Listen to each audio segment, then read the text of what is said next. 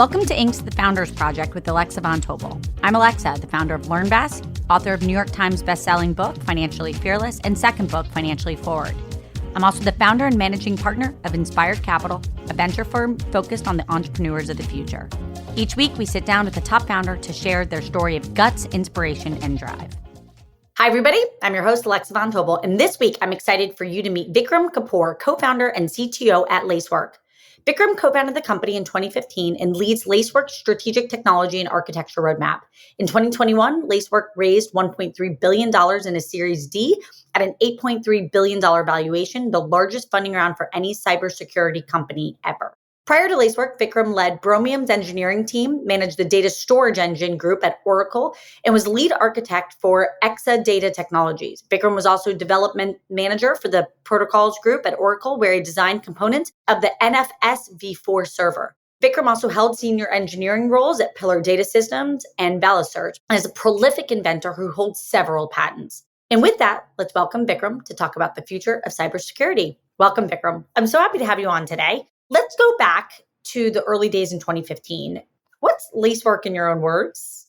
What does business do? How did you get started? Well, thanks a lot for Alexa to inviting me here, and really appreciate and glad to be here. Just talking about Lacework back in 2015, like when we started, we were really trying to figure out how to solve a security problem, like which everybody kind of grapples with as they scale up, which is how do I understand my environment? How do I figure out, if there is some intruder in there or not? Like, how do I understand just what people are doing in my environment? So we kind of started that as a core thesis that as people scale up their environments, they're going to require automated tools to figure out how things work. And 2015 cloud was already AWS is already 9 years old, and Hadoop and columnar storage and a lot of data structures have already basically been changed. And that's really what we kind of looked at as okay, security is a data problem. And if we figure out the right data sets, we figure out how to process them right, we figure out how to do it at cost, we can solve a really, really big problem for our customers. And that's what we started doing. And over time, it kind of evolved into a comprehensive data security platform, where today we do everything that a customer needs to secure their cloud environments. It goes all the way from vulnerability management and securing their code to running it in the production environment, managing configurations, end to end as a security platform for all three major cloud providers, basically. Vikram, one of the things I was hoping you could tell us is walk us through a customer experience today. So let's say I become a customer today. What is Lacework doing for me? How does it make my life easier? And what does that onboarding look like? It's actually a really great question, and something that we focus very early on as a differentiator. So our experience for people is really when they, let's say you buy the product and you're like, oh, I'm going to install it today. Then within an hour, we can actually install it on your entire cloud footprint. So imagine you have 10,000 VMs or 50,000 VMs. You can actually install the product in an hour across the board.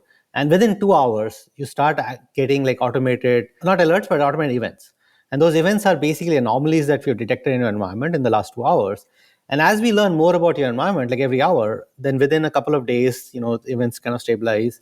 And then we are able to find, these nuggets, which are really, really anomalies, which you would never as a human be able to find at that scale. And so the experience for onboarding for people is really convenient and fully automated. And where you don't have to write any rules, you don't have to go sit down and describe your environment to us or say, well, I run it this way. You don't need to tell us. We will get installed, we will collect the data, and the data will tell us, what you actually do or have been doing for the last, week, 30 days, 60 days. And that gives us enough information to baseline behaviors. And from there, be able to create unique, differentiated events, which, almost nobody else in the industry can do it today. Vikram, I love this quote that you have, which I think is brilliant. You said, data is the new oil, and you've approached security as a data problem. Tell us what you mean by that quote, data is the new oil. If you look at the industries, in the world we live in today, almost everything eventually is powered by oil, right? Or used to be. Now it's solar a lot and wind a lot, but basically everything used to be powered by oil. And similar to that, right? The world we are living today in the tech world, there's a lot of metrics that you can collect. There's a lot of right information that gives you the right insight. But the trick is that you have to find the right data that gives you the right insight. And a lot of the security industry before we started Lacework was really based on logs, right? And logs were written for debugging by developers. They were not really written for security in mind. And we approached the problem as, look, if we collect the right information at the right place, which helps us figure out some insight, then we can solve the problem at scale. and be able to do it in a way that is like cost effective and help for our customers. And that's what I mean. Like it's a new oil where everything we do today now is eventually basically getting an insight from the data that you've collected and metrics that you have, and that's a trend that's not stopping anytime soon. But we kind of took it as a very initial thesis on security can be solved, like security problems can be solved by the right data sets and processing the right way. And that's where most of our IP is today. Can you talk a little bit about how you identified how big this market was back in 2015? How did you wrap your head around the opportunity that you guys were running after? So that actually goes back like last 20 years of me working in the backend systems and data store. I mean, I worked at Oracle for a long time and basically kind of seeing how technology stacks, kind of grew, right? I used to work in the companies which built storage, and we used to talk about like, IOPS, and 100 IOPS was big for a disk, and you had a JBOD or an entire stack, and you were very happy when you had like 10,000 IOPS. Then 2008, like 2006, 2007, like SSD started happening, and a million IOPS were like right at your fingertips. The way the software industry has evolved last 20 years, it's basically been like, a direction where the scale has just become like bigger and bigger and bigger and bigger. And that's where, in 2015, we realized that, how people were doing security on the server side, which was almost always like networking based. It was based on IPs, based on ports. And the entire tech stack was changing. Like it was all ephemeral, workloads with Mesos, Marathon, Kubernetes, cloud, obviously. And it was very clear that, anything people are doing on security today is going to get disrupted and it's not going to survive. And that's how we kind of realized the market is huge because, everybody who's, running any app today would eventually go to a cloud. And if they eventually go to the cloud, the threat vectors are entirely different. How you can do security is entirely different. And therefore, it would require a new technology stack to actually deal with it. So that's how, we kind of knew the market is big and turned out to be right. But it's always a bet, you never know. But, it was a good bet to make at that time. How does AI change what you're building at Lacework? I think the continuation of the same data is a new oil theme where now we are able to process like, billions and billions of documents across the globe and be able to create a model that can actually predict language pretty well, right? And be able to understand language very well. I think it's the same theme where I think AI is very big disruption. And the way I look at it, like any prediction I make is likely to be wrong because it's just going to be very surprising. So there are a few things we are kind of doing to kind of make sure we are aligned with that disruption in the future. One, there's a lot of advantage in using it as a tool for us to improve our productivity and our customers' experience. So like, being able to code faster, be able to debug faster, be able to have NLP as a way to kind of interact with the system. Like, so that's actually all the building side of it where, AI is very disruptive and it kind of incrementally improves things as we go. And the other thing that we as a security company are carefully watching is really about how the attackers start using it for themselves in some other way, right? And that's where I think it's still maturing. I mean, I think there are a lot of possibilities where it can go, but where exactly it goes is still not there. I mean, it's still, the thesis is still evolving. It's disruptive for sure, and it's big. And the interesting part is like how it gets eventually get used on both sides of the security spectrum, where we can use it to actually defend better, but also attackers are going to use it to attack even more efficiently, and we have to react to that too. Tell us a little bit more about your predictions. Give us a sense of what else you see coming that maybe the rest of us haven't thought about. I think the few things that are already trends which are well established, which I don't think are going to reverse themselves, which is where my understanding is going to go, like which I think is going to go, is like the cloud is not slowing down anytime soon, right? So the way I can do AI, for example, in the cloud is another big, disruption and another big compute source that I need to buy and run. And therefore, the footprint on the cloud is just going to keep going up. And secondly, the DevOps are becoming like more and more efficient like every month, right? Like it's really an exponential series. I remember, when I started engineering, like, coding and deploying something was like a 6 months project just to get disks and machines to do something. And today with AI, like I can actually literally write an app in an afternoon and deploy it in like a few seconds. So your DevOps velocity is really fast and your cloud footprint is really big and scaling up. And then you have disruptive technologies like, Gen AI, which is going to change things up. So fundamentally, a few years from now, I see like security basically, for most of the people, like it's even becoming harder to kind of manage it manually. You basically need tools which can kind of look at it comprehensively as one platform, look at every small dimension of how things are changing. So for example, if, most of my code got written by Gen AI, and same is for other 1,000 developers, then, well, guess what? The bugs are also going to be very similar.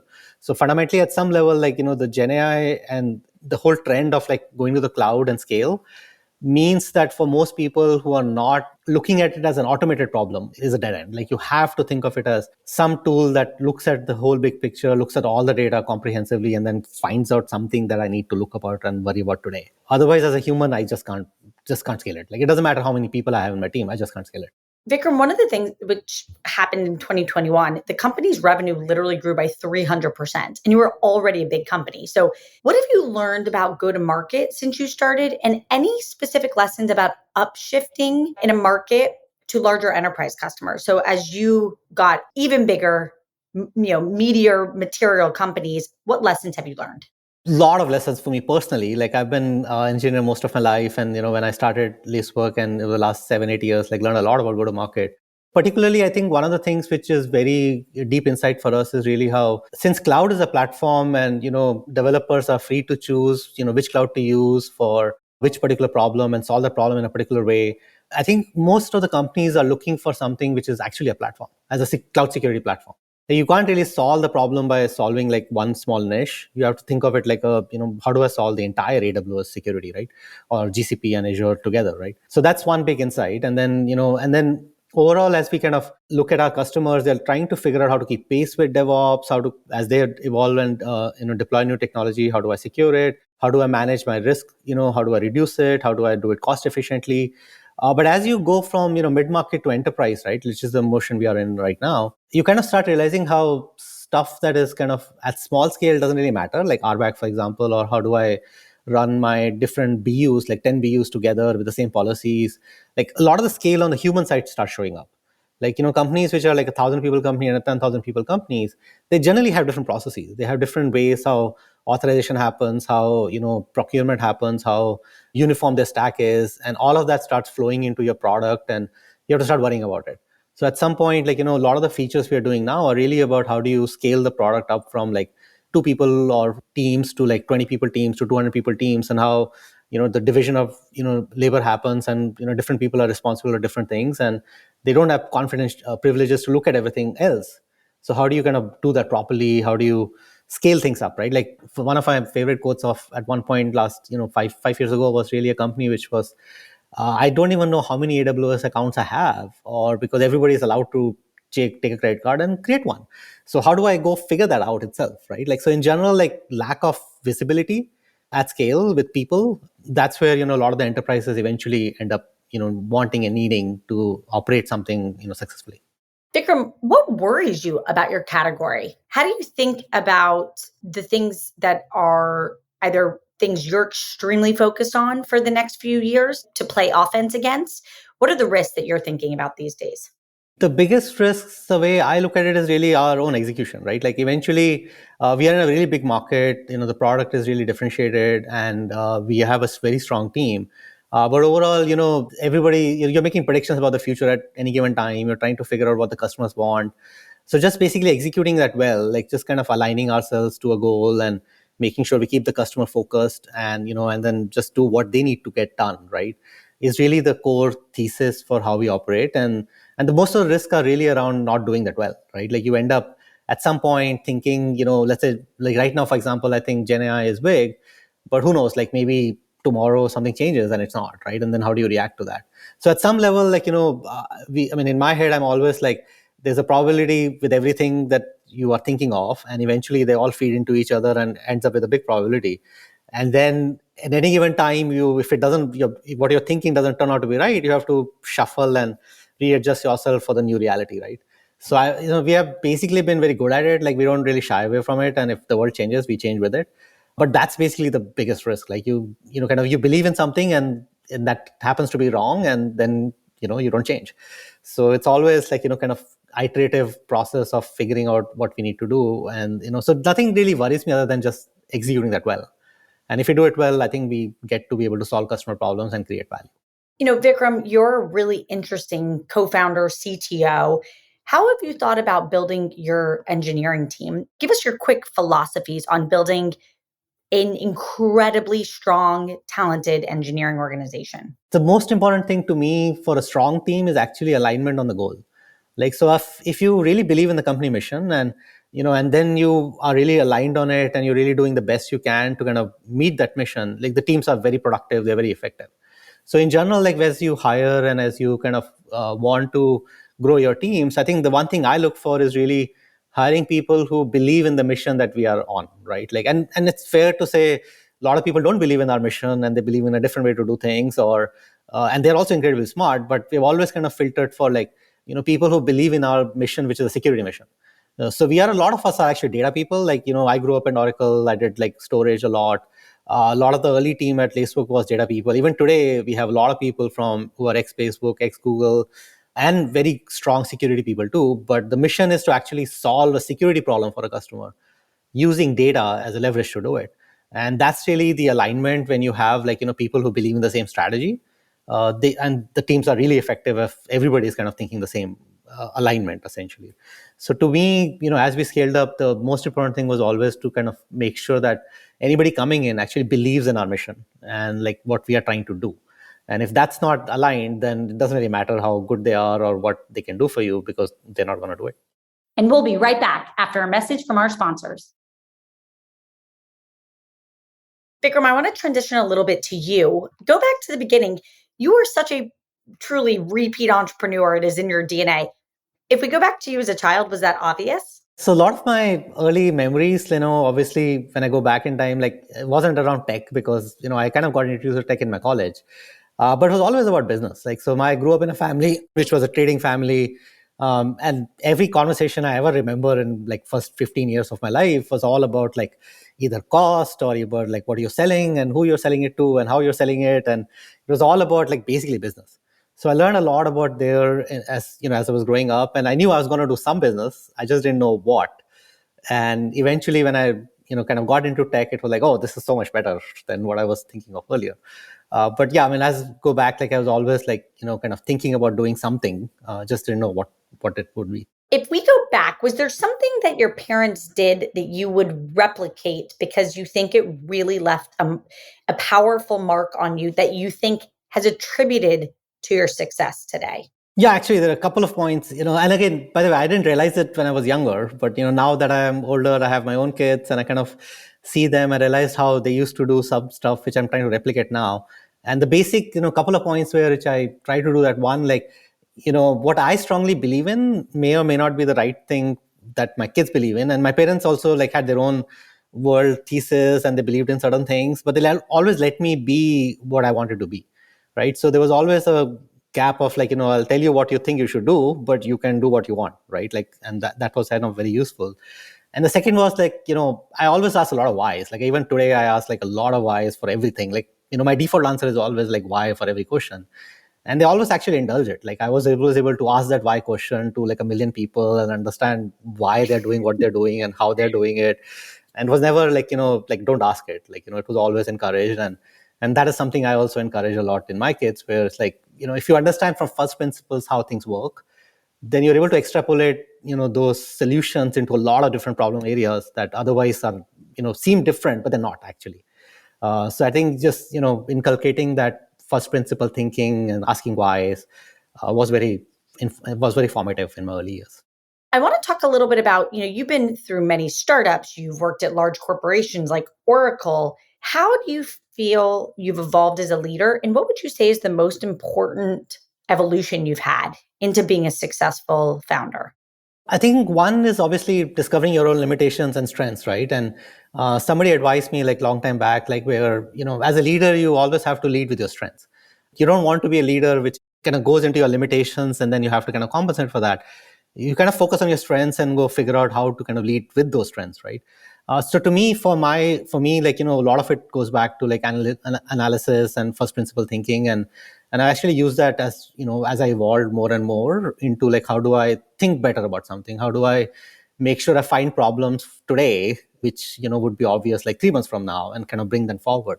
And over time, I've kind of developed some principles there where, you always have to go top down and then you have to go bottom up and you have to meet somewhere in the middle. And that middle has to be exactly the same. So you can't really go sell something which you think would sell and then not build it, or build something that you can't sell, but you have to basically do the exact same thing, which also sells and you can build it. And a lot of it came from Oracle and early startups I had where this was missing in many startups I had. And Oracle, I saw how world-class teams can actually do things at scale and, and do something really, really high bar. But it also requires a lot of deep knowledge and a lot of deep, strength in different areas. But as a startup, you don't have that deep strength. You don't have all that, depth to actually do it at that level. But what's good enough? What's the priority? What's the 80-20 rule? Like, what can you do with what resources you have to achieve a goal that you can then sell and then repeat that cycle over and over and over again?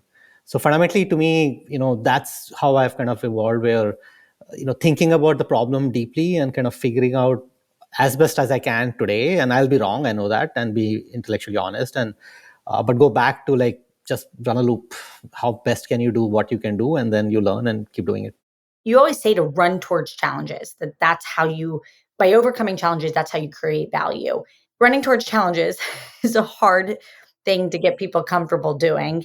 What do you mean by that? Run towards challenges. And how have you gotten good at running towards challenges? The way I think about the problem there is really that, every challenge is a problem eventually. It's a problem to be solved, and and the way you solve it and what are the different solutions, what are the different trade-offs to it, is how you kind of figure out the right solution and then you kind of do it. But the harder it is, the more IP you're going to create, more value you will create for your customers, because a very hard problem is hard to replicate to do by somebody else, right? And therefore you're doing something for them that they'll value essentially. So to me, I mean, I kind of came across this over time where I kind of saw that most of my patents I had, or most of the hard problems that I'm proud of today, were really hard problems when I was trying to solve them. But I didn't give up. I was just, no, I need to solve it. So I'll go solve it and I'll try to figure it out. Sometimes I fail, like sometimes the solutions are not obvious. But at some point, like, any challenge that you face, which is going to help you succeed, will be something that your competitors also have to do and the customers are going to value. So as a company, like every time there is some really hard problem, I get super excited. I'm like, oh, awesome. There is, value to be created here. Let's go solve this. It's, solvable. And once you can figure out what's solvable and you can do the 80-20 rule, you can figure out what's actually of value and what's of not of value, you don't have to do it. You get to an answer and that becomes your IP in the next 2 years. What do you hold as sacred as a leader? You've been a leader many, many, many times, many startups. Give us something that you think of as sacred. So number one thing for me, which is like the most sacred, is really clarity, right? Like clarity of, thought, clarity of vision. Like, if me as a leader of something is not clear about what am I trying to do, why am I doing it, how can I succeed, and I'm not intellectually honest with myself and with my team, then the chances of failure are like much higher, right? At some point. So at some level, like, the most sacred thing is really about clarity. And clarity generally doesn't evolve like, thinking with yourself, right? It evolves with thinking with customers, thinking with the teams, thinking with everybody in the team, kind of getting them on the same page, listening to what they are trying to say, and maybe fix your vision of what you want to do, or fix where you want to go eventually as a team. But basically, the more clarity you have in the goal, the more clarity you have in like what you're trying to achieve and how you're going to achieve it, what resources it takes, what you do with it after you get to the goal, like is how you kind of do well, right? And then eventually the second thing is really after that is really we're all in it together. Like there's really no I win and you lose, or you win and I lose. It's like we all win or we all lose. Like we're all competing with like a lot of other companies in the world and a lot of other people in the world, and customers really care about solving their problems. So either they give us their revenue or they don't. And therefore for us, like, getting the revenue is what we want to do. So we're all going to win or we're all going to lose. So eventually, I think just being clear in what you're trying to do and communicating as much as you can and getting your thinking right, like that, to me, that's the most important part. Like where you have to kind of be very brutal with yourself and be very honest with yourself to say, I'm trying to achieve something and what is achievable and how is it achievable and at what cost, and be very clear as much as you can. And that leads to a lot of other things. I'm going to move to quick fire round. What is a quote you live by? What's a quote that you love? So there's a quote I love, and I don't live by that. It's actually the negation of that. But basically, the quote I love a lot is like, if the only thing you have is a hammer, every problem looks like a nail. And to me, the reverse of it is what I'm like asking myself every day. Like, is this a solution because I have a solution to this problem, or the problem requires a different solution? To me, every problem is unique and you have to have like the best solution that you can think of at that time for that problem. And so the quote that, is something which I quote to myself a lot is like, looks like I have a hammer here, but it doesn't really fit the problem, or the problem is different and we got to think of it differently. Vikram, there's something really special about you in the way that you really are a passionate problem solver. Like that is, I'm guessing that solving problems brings you joy.